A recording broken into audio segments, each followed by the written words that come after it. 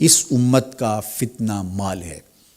دنیا کی محبت، مال کی محبت اس امت کی بربادی کا سبب اور ذریعہ ہے۔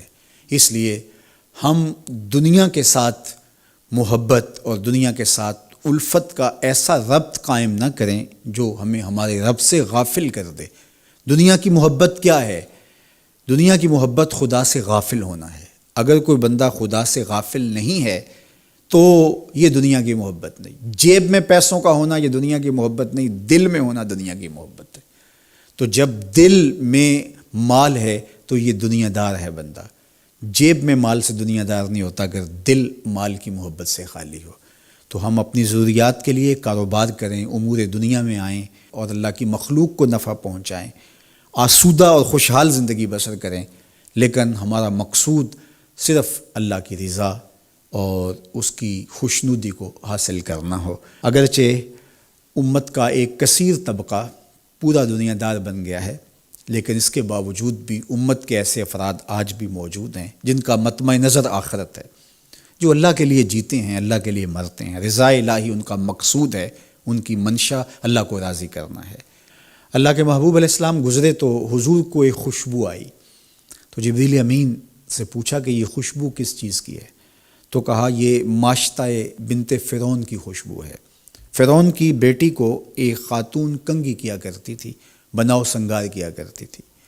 ایک دن اس کے ہاتھ سے کنگھی گر گئی تو اس نے کنگھی پکڑتے ہوئے کہا کہ اللہ کے نام سے برباد ہو فرعون۔ تو اس نے کہا کہ کیا میرے باپ کے علاوہ بھی کوئی معبود ہے؟ اس نے کہا کہ معبود برحق تو وہ ہے اور وہی سچا معبود ہے۔ تو جب فرعون کو پتہ چلا تو اس نے اس کے پورے خاندان کو اذیتوں میں مبتلا کر دیا۔ 2 اولادیں تھیں اس کی اور ایک شوہر تھا، تو اس کو ایک کڑاہے کے اندر تیل ڈال کر کے اس نے اس کے بچے کو ڈالا، پھر دوسرے بچے کو ڈالا۔ یہ ایک ماں کے لیے کتنا سخت ہوتا ہے۔ ماں کا دل تھوڑا ڈولنے لگا تو بچے نے وہاں سے آواز دی کہ امی حق پر مستقیم رہنا، تو سچائی پر ہے، تو حق پر ہے۔ تو کہا کہ یہ اس ماشطہ کی خوشبو ہے جو مشکل حالات کے اندر بھی حق پر مستقیم رہی، حق پر ڈٹی رہی۔ صداقت پر، سچائی پر، حق پر مستقیم رہنا، مشکلات کے باوجود۔ مشکلات نہ آئیں تو آسان ہوتا ہے بات کرنا، جب مشکلات کی بھٹی میں ڈالا جائے تو پھر نکھر کے کوئی سامنے آتا ہے کہ وہ کچا تھا یا پکا تھا، پختہ تھا یا خام تھا۔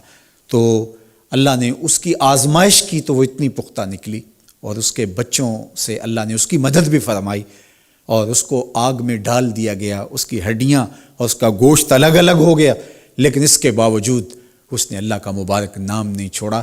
میرے حضور معراج پہ اس کی خوشبوئیں سونگھ رہے ہیں۔ تو جو صداقت کی راہوں کے مسافر ہوتے ہیں ان کی خوشبوئیں کبھی ماند نہیں پڑتی، اور ان کی مہک صدیوں گزرنے کے بعد بھی آتی ہے۔ اس لیے ہمارے آقا و مولا نے ہمیں یہ بات بتا کر کے ہمیں حق پر قائم رہنے کی تلقین فرمائی ہے اور سچائی پر قائم رہنے کا سبق دیا ہے۔ راستے سے گزرتے ہوئے ایک لکڑی کو دیکھا کہ ہر گزرنے والے کا لباس اس سے الجھتا ہے، تو حضور نے جبریل امین سے پوچھا کہ یہ کیا ماجرا ہے؟ تو کہا کہ حضور یہ ان کی مثال ہے جو بازاروں، چوراہوں، چوکوں اور گلیوں میں بیٹھ کر کے کچہریاں لگاتے تھے اور آنے جانے والوں کو تنگ کیا کرتے تھے، ان کے لیے اذیت کا سامنا کرتے تھے۔ تو آج ان کو اس صورت کے اندر دکھایا جا رہا ہے۔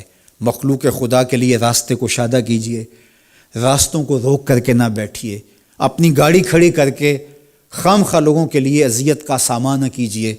ہم دیکھتے ہیں کہ 15 فٹ کی تنگ سی گلی ہے اور ہم 10 مرلے کا 5 مرلے کا گھر بنایا ہے، اور ہر چیز ہم نے گھر کے اندر بنائی ہے، صرف 3 سیڑھیاں بنانے کی جگہ ہمارے گھر کے اندر نہیں ہے، موٹر لگانے کے لیے، نلکا لگانے کے لیے، پمپ لگانے کے لیے اندر جگہ نہیں ہے۔ وہ ہم نے اس چھوٹی سی گلی کے اندر سے راستہ روک کر کے دونوں اطراف سے، تو ہم نے آنے جانے والوں کو اذیت اور تکلیف دینے کا مزاج بنایا ہوا ہے۔ راستے کو شادہ کرو، راستے صاف رکھو، اور لوگوں کے لیے آسانیاں اور راحتوں کے سامان کرو۔ جو لوگوں کے لیے آسانیاں پیدا کرتا ہے اللہ اس کے لیے آسانیاں پیدا کرتا ہے۔